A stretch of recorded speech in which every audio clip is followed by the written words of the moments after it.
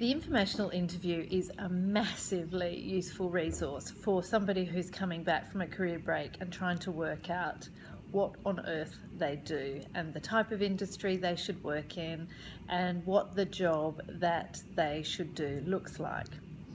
The informational interview is a term coined by Richard Bohl, and he wrote the Bible of the 70s and 80s called What Colour is My Parachute? That was written for career guidance counsellors. I remember reading it at school. It was designed to help students, graduates, to work out who they wanted to be in the world. And really, the informational interview is just a conversation with somebody in your desired area. There is no agenda to it. You don't go along with your CV. You just find out a little bit about what it is like to work in the place that they work. So you'd be finding out things like what are the typical projects that individual will work on, what's the content of the work, what are the pain points that person faces in their job and in the industry generally, i.e. what are the problems that you would be solving if you were working in that space. And finally, what sort of person's really successful in that company or industry, and there you want to find out if there's a match between what you want to do and what you're feeling like you want to do. It might be quite early on in your search, and what are the desirable strengths and skills for a successful person to have in that job. And that's all it is really, and they're quite discreet in terms of timing. You're just asking for about 25-30 minutes from somebody, and the agenda is yours as the job seeker, and that's the other point of difference between it and a normal interview, that you go armed with your questions and you're driving the content of the meeting. So it's great if you've been on a break. I found them hugely useful. I did a lot of informational interviews, and what I did was contacted people from my past, so people I'd worked with. They could have been competitors or vendors, no matter how tenuous the link, perhaps somebody who had been junior to me.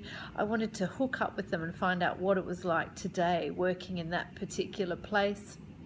I also got in contact and reached out with people from my existing network, so the people that were in my time off. I did some volunteering work, and then through my volunteer contacts I found friends of friends who worked in my desired industry, also people from the parenting route, and I just really tapped them all up and asked if I could have a conversation with them and discuss what it was like to work in their chosen field. When I got really confident, I reached into my future and I talked to people who could have been prospective employers or people who were working in my dream companies.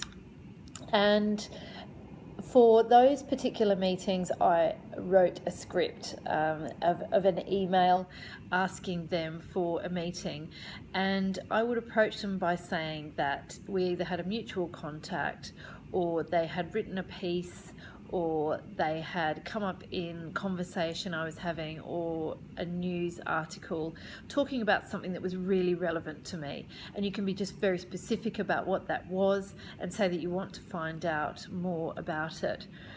Steve Dalton wrote a book called The 2-Hour Job Search, and he says there is such a thing as the Benjamin Franklin principle, which dictates that people actually love to do you a favour.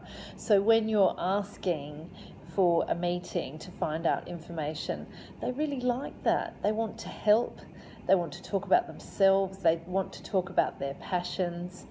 But the Benjamin Franklin effect states that the important thing is to keep it as a favour, just a one-way street. Don't turn it into a transaction where you are asking them for a meeting in return for something else. Then it becomes a little bit loaded and different sort of relationship.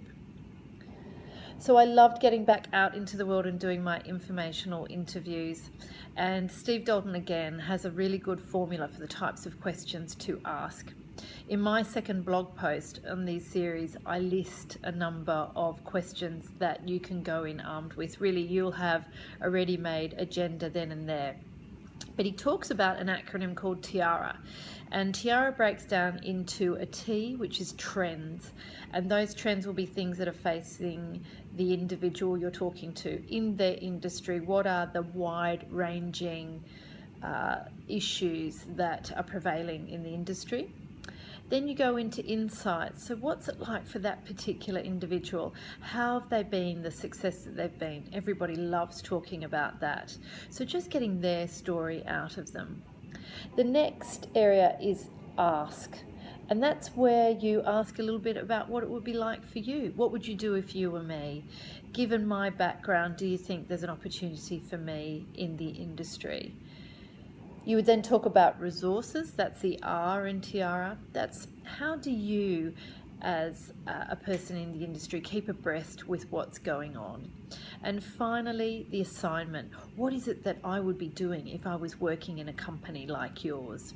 And really, they're all the questions that you want to cover.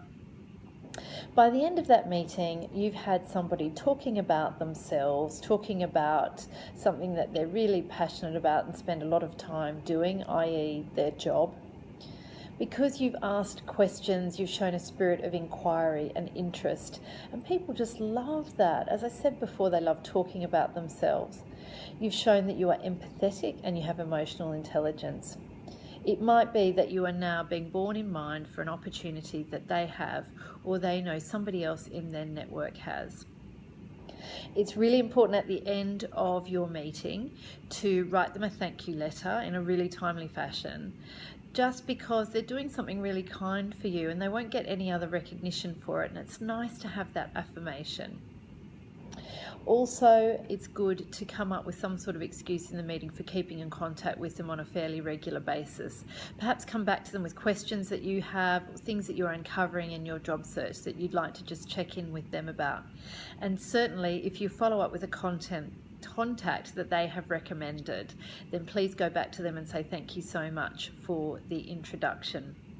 And hey presto, you have a wider network. You have got a little bit more information on whether or not the type of role that you were talking about is right for you or not. You've built up your confidence, you've got out in the world, and it's all win-win for the person coming back from a career break. So informational interviews are not just for grads, they're for you as well. Go out and enjoy them.